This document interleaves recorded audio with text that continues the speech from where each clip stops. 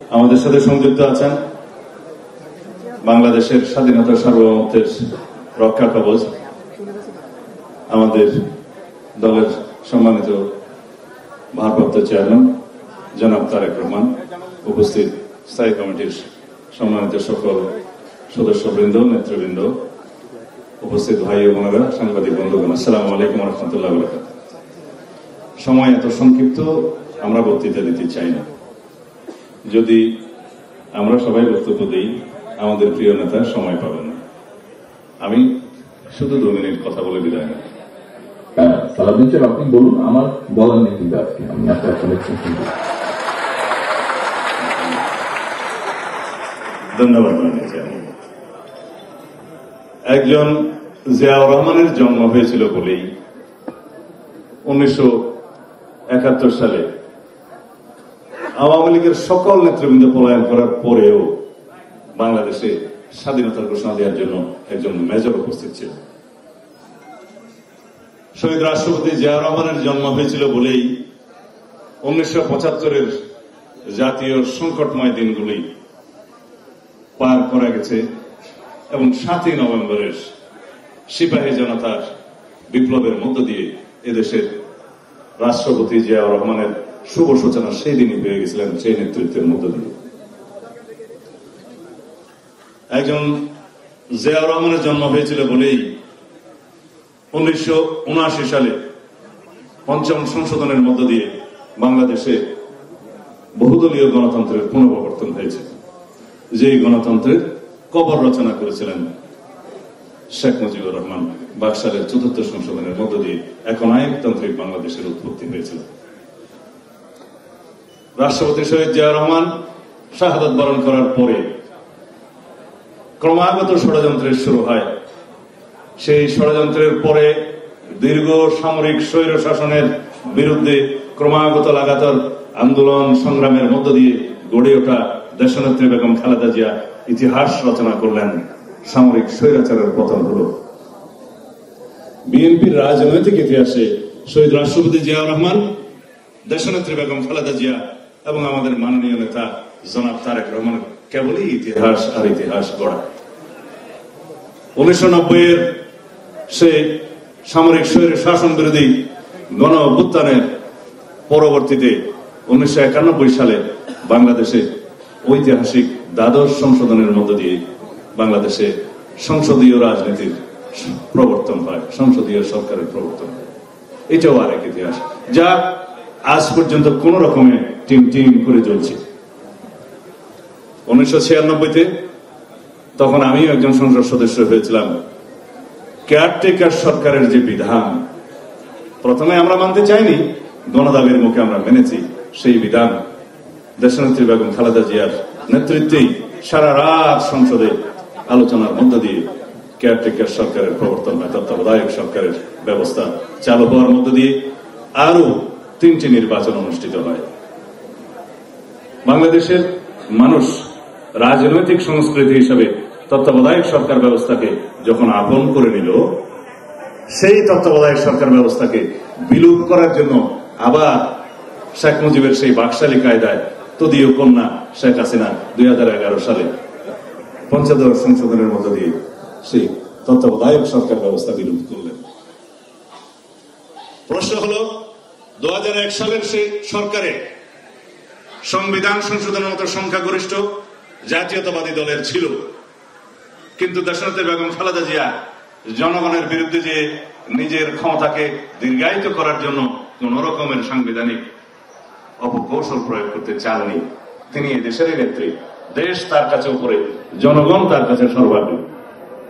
শেখ হাসিনার এই 5ম সংশোধনের পরে এবং তার আগে থেকেই একদলীয় শাসন ব্যবস্থা এবং একদলীয় রাষ্ট্র ব্যবস্থা কায়েমের যে উদগ্র বাসনা তাকে পেয়ে বসছিল, যার কারণে বাংলাদেশে অপশাসন, স্বৈর শাসন এবং ফ্যাসিবাদের দীর্ঘস্থায়ী ব্যবস্থা প্রতিষ্ঠিত হয়ে গেছিল। প্রায় তার বিরুদ্ধে আন্দোলন সংগ্রাম করার জন্য ক্রমাগতভাবে আমাদের নেতা জনাব তারেক রহমান অবিরাম সংগ্রাম এবং নেতৃত্ব দিয়ে গেছেন। আমি বিদেশে থেকে ওনাকে সহায়তা করেছি, আমি জানি প্রতিটা মুহূর্তে উনি কিভাবে এদেশের আন্দোলন সংগ্রামের নেতৃত্ব দিয়েছেন আমাদেরকে।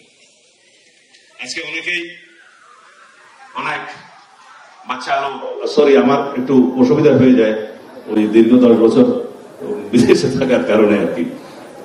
যারা অল্প বয়সে সরকার পরিচালনার দায়িত্ব পেয়েছেন তাদেরকে মিন করছি। অনেক রকমের অভিজ্ঞতা না থাকলে কিছু কিছু উচ্চাবিলাস দেশের জন্য ক্ষতিকর হয়ে যেতে পারে।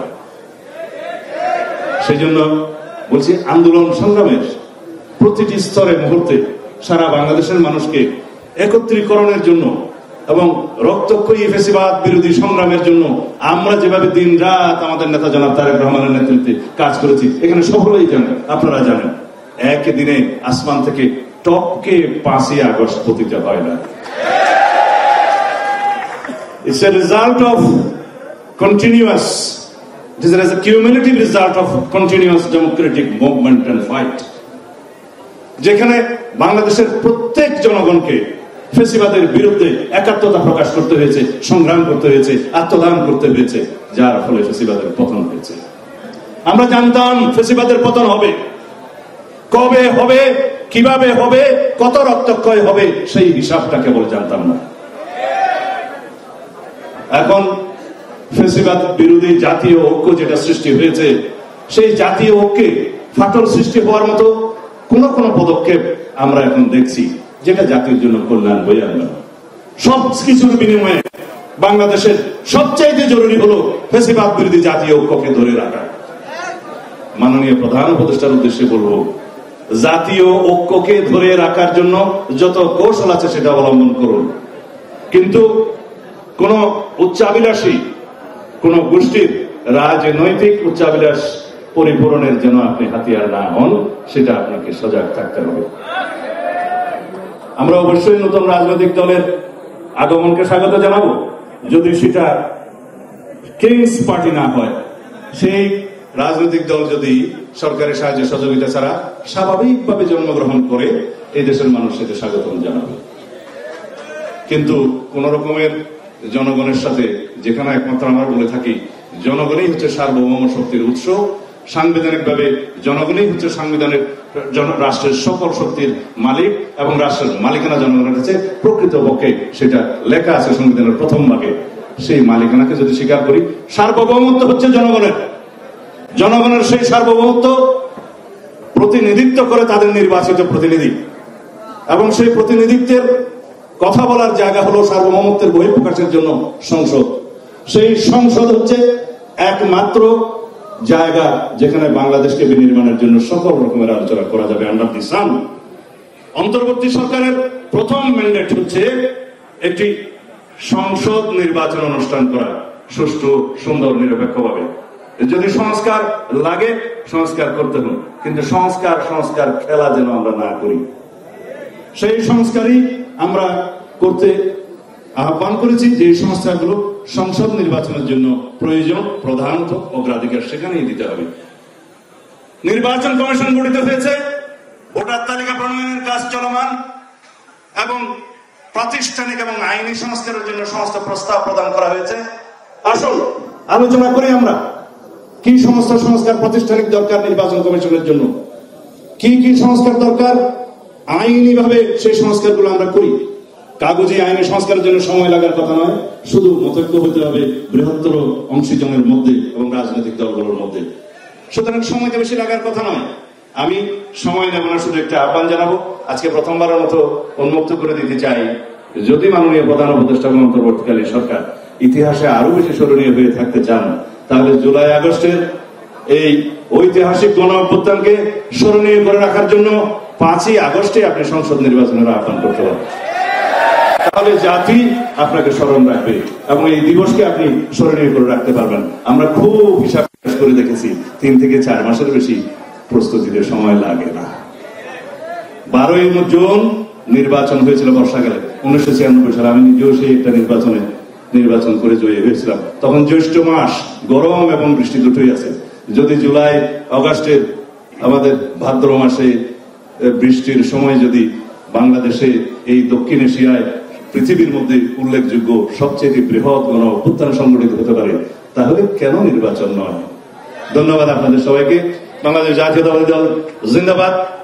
শহীদ জিয়া অমর হোক, বেগম খালেদা জিয়া জিন্দাবাদ, আমাদের অহংকার জনাব তারেক রহমান জিন্দাবাদ।